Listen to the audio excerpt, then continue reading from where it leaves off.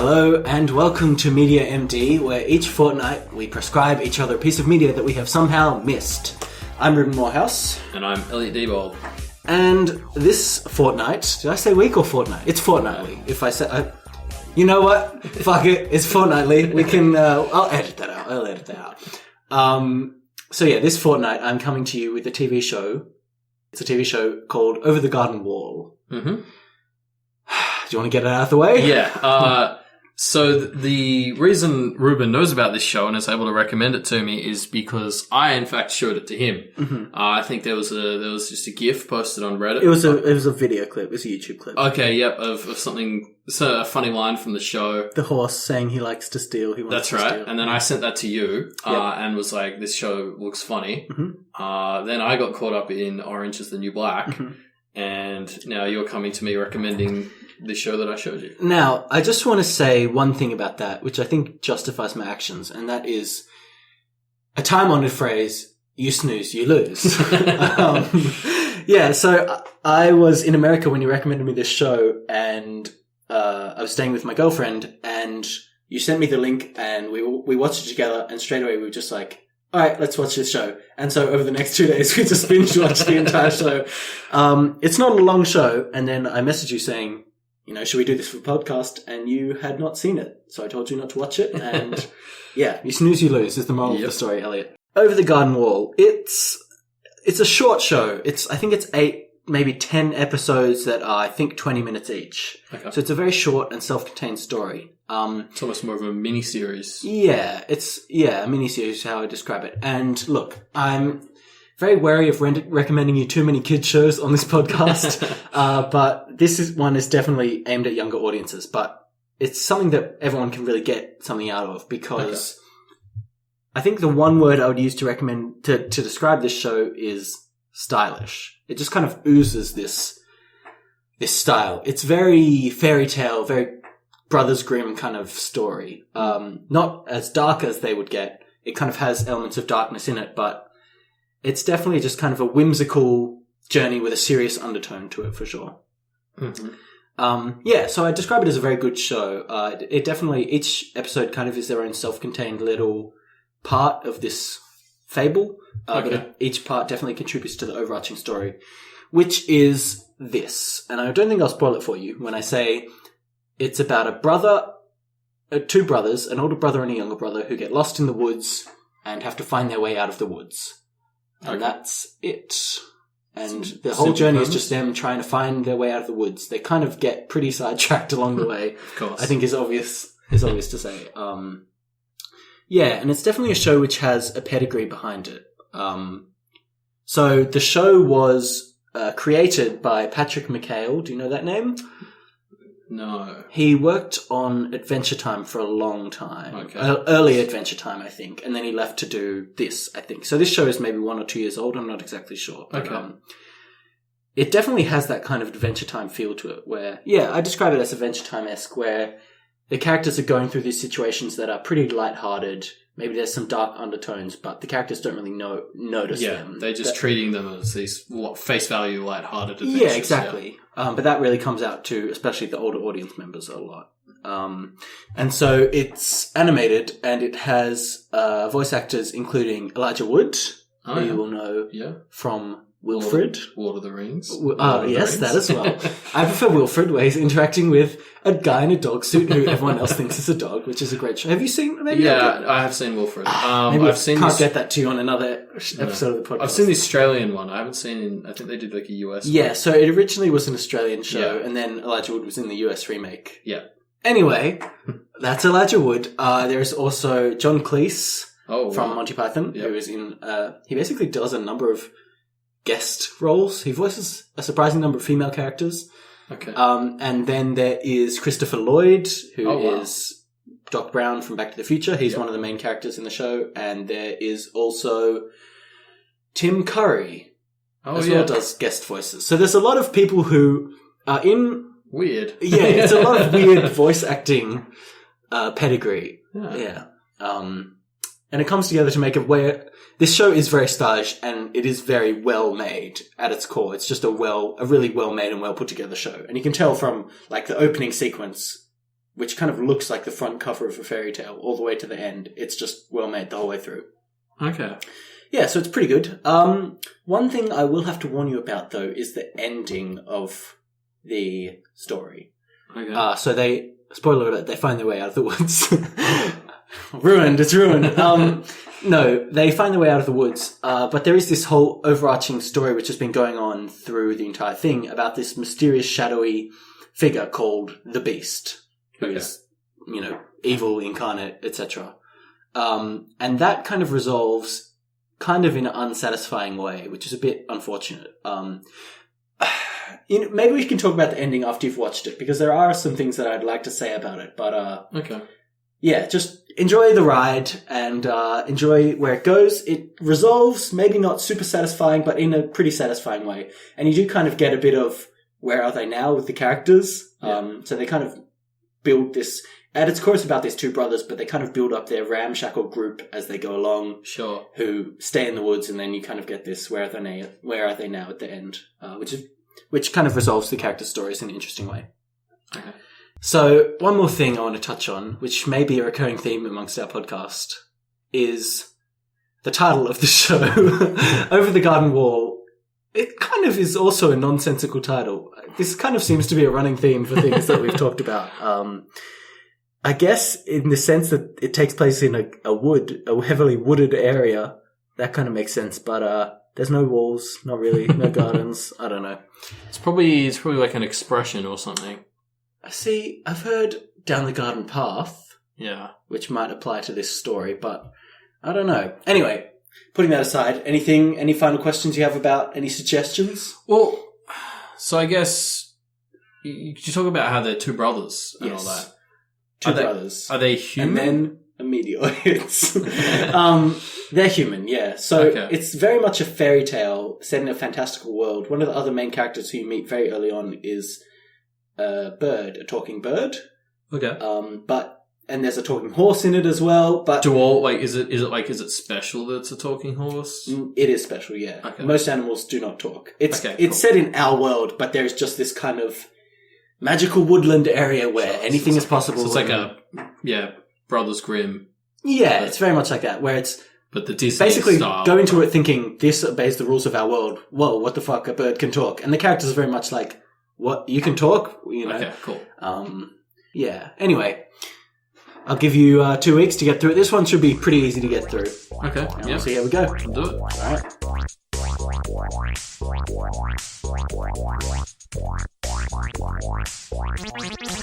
2 weeks. 2 weeks has passed. I mean, so this one was. Did you get through it? Yeah, I got through it. Did you get through it? It's 10 episodes. They're only about 11 minutes long, so it's essentially movie length. The whole show. The whole show. So I pretty much did the whole thing the day after we recorded because it was a Sunday. And now you've had 2 weeks to reflect on your thoughts. and so on that note, I don't think we've had a negative review. Oh no! Yeah, have we? Oh boy! I mean, I'm just going to sort of open with this. I reckon I'd give this one maybe a 4. Oh, that's or harsh. a 5 out of 10. I think this is the first one that we haven't agreed on. I mean, I guess so. Going back, I did not expect that. I was stunned. Drama. I guess going back to what you were saying last time about how you sort of felt it was Adventure Timey. I would think like one of the things I really like about the shows like Adventure Time and probably even to another extent like the Avatar: The Last Airbender is they've got those layers which really work for children. And then as an adult, there's also those subtle layers that work in that you can appreciate, and those sort of work together quite well.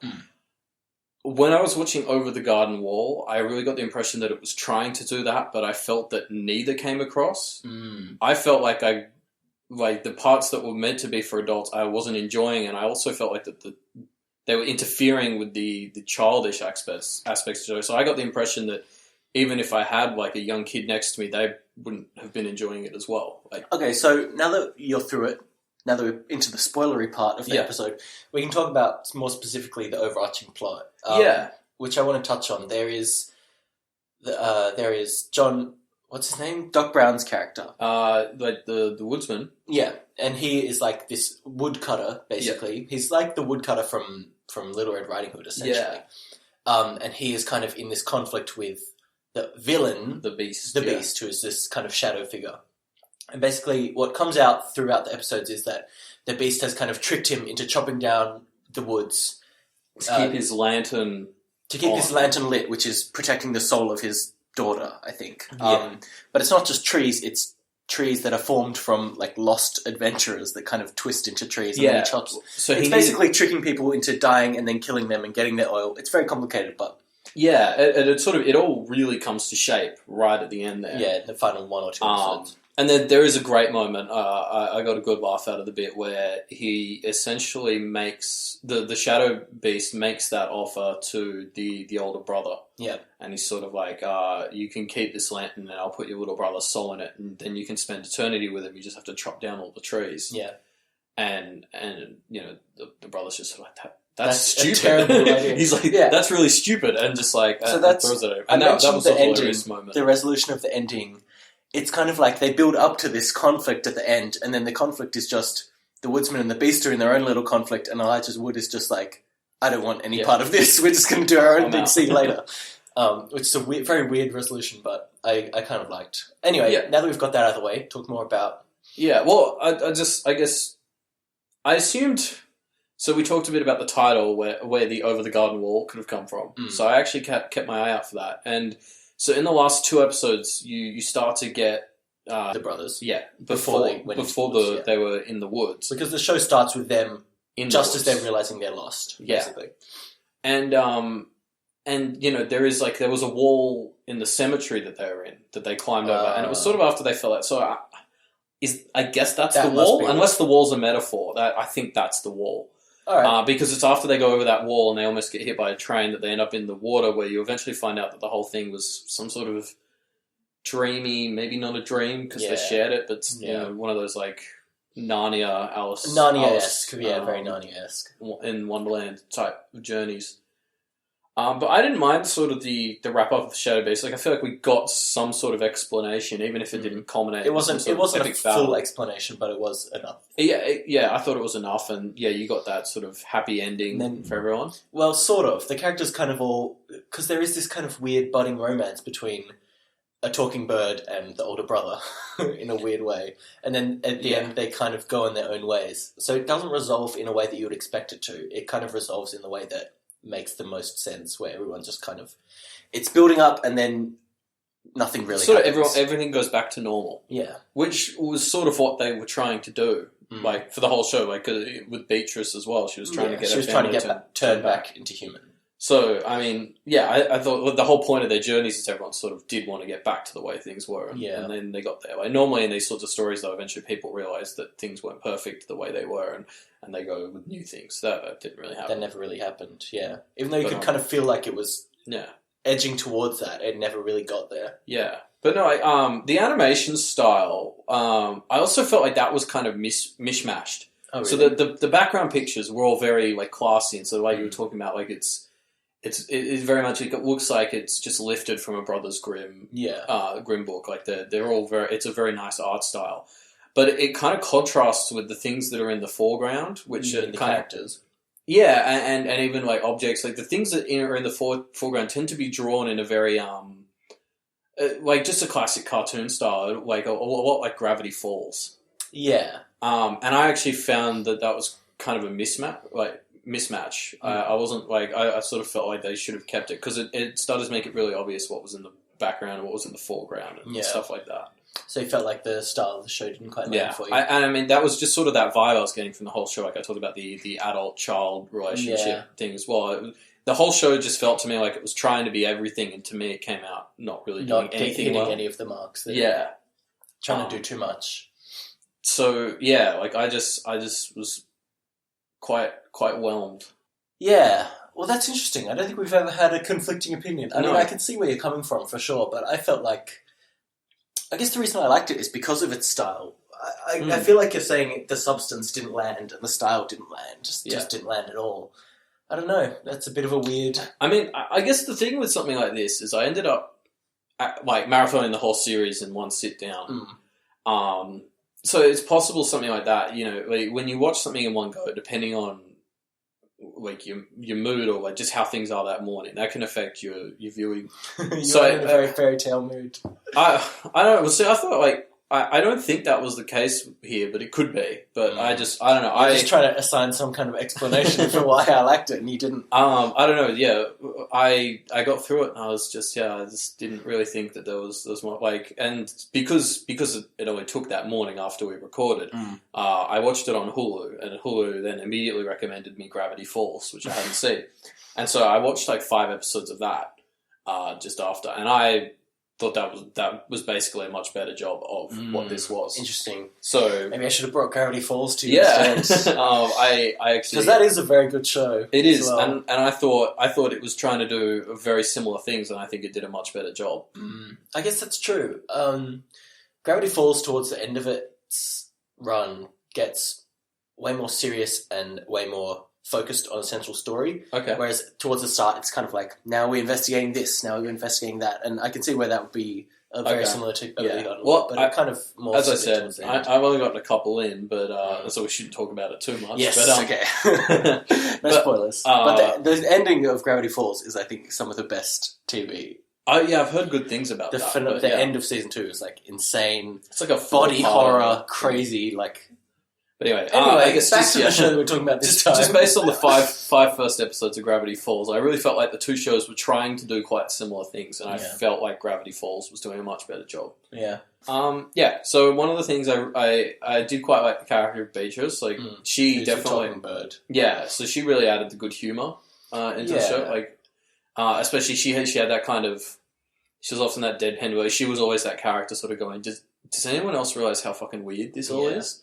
Well, one thing I want to talk about with Beatrice is they meet her at the very beginning, and she promises to lead them to, like, the Lady of the Forest who will help them escape. And then that turns out to have been a lie. Yeah, she's been trying to trick them to be eaten by this witch, basically, because the witch has turned her family all into birds, and she wants to be able to turn them back into humans.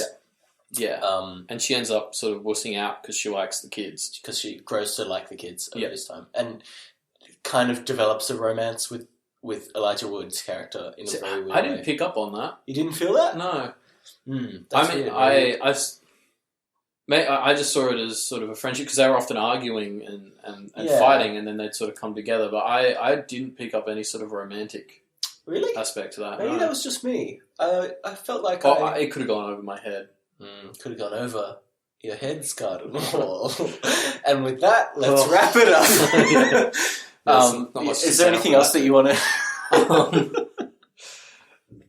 So I guess the other thing is, in all these sorts of kids animated shows, you tend to get, so I'm thinking, going back to Gravity Falls, you got Mabel, and then who's the silly character. Yeah, and in Adventure Time you sort of got Finn. You got that character who's sort of oblivious and is often causing the trouble just because of their obliviousness. They're getting the group into trouble.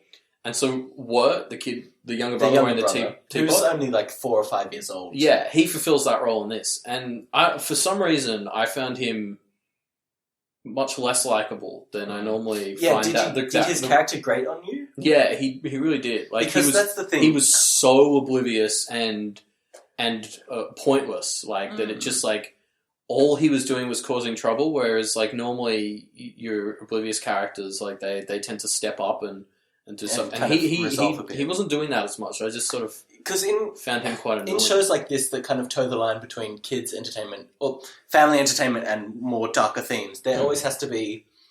A lot of kids' shows nowadays are taking that tone of, like, random stuff happening, blah, blah, blah, and there's a character who is kind of quirky and will always have random things. And doesn't that character. And because they don't appreciate the gravity of all these issues, and you know, and that's sort of what helps keep it lighthearted and helps because there is this character that is always very light and kids can always kind of relate to. Yeah, and so like there's all this serious stuff going around, and there's just like some kid running around with a teapot on his head, and it's like so it's still lighthearted, or with a frog on his head or whatever is on his head for this episode.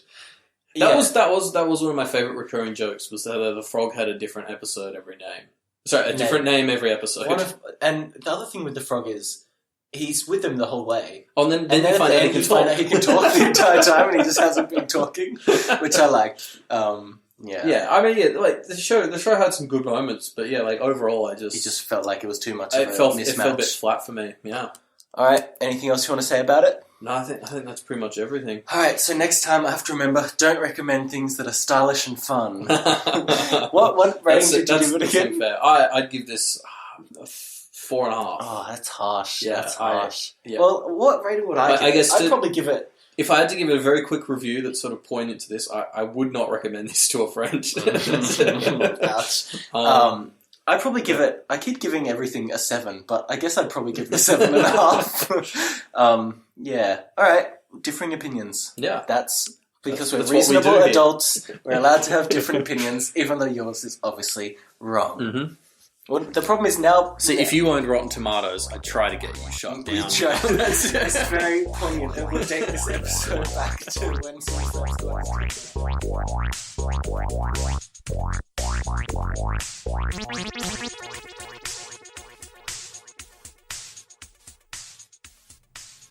Alright, so thanks for listening to Media MD. We have an email address, which is mediamdpodcast@gmail.com, and we also have a Twitter, Elliot, which is @mediamdpodcast. That's right. So tweet at us. Tweet us, and we will be sure to get back to you. Next week, brains! We're checking out Mary Shelley's Frankenstein. Oh.